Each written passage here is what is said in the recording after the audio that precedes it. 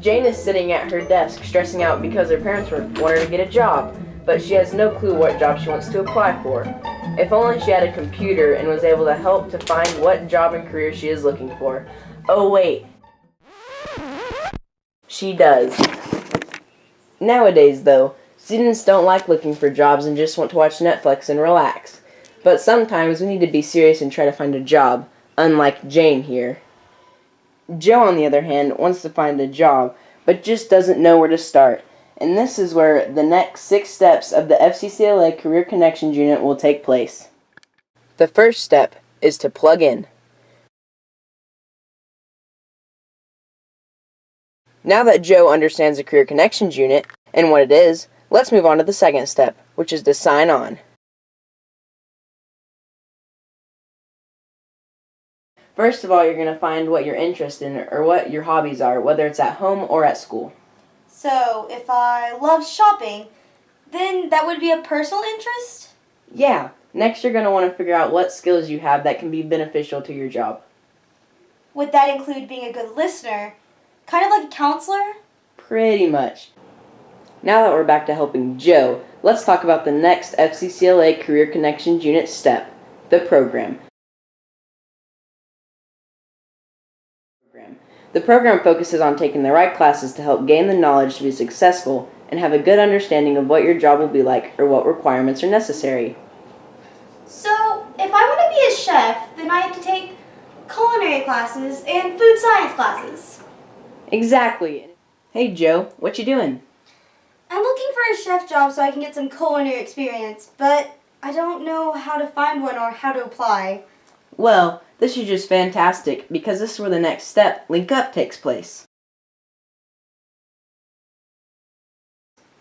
The first step is to find a job that you're looking for. But where do I find a job? I don't even know where to look. Well, some of the best websites to find jobs are Indeed.com and ZipRecruiter. You just type in what you're looking for and where you live and results pop right up. Okay, sweet. Now that I know how to find a job, how do I apply?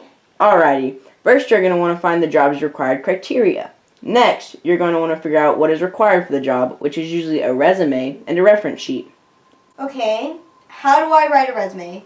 Well, first you're going to want to have contact info, objective and career portfolio, education, work experience, skills, and accomplishments. Is that all I need to make an effective resume? Not yet. You need one more thing to attach to your resume, which is a reference sheet. A reference sheet needs to have at least 3 contact references. You need to have their name, profession, where they work, what city they're in, and their phone number.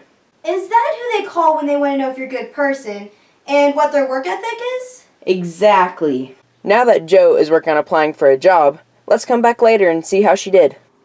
I got the job! I got the job! Good job. You earned it. I start on Monday.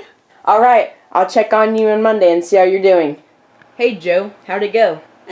It was kind of boring. I kind of just sat around all day. Well, come on Joe, there is always something to do. This is where the next step, access skills, comes in.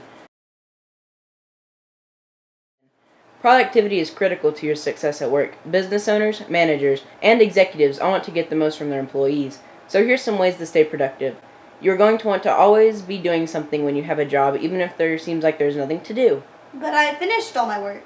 Just because you finished your work doesn't mean that you can't do other work that might not be finished. Like what?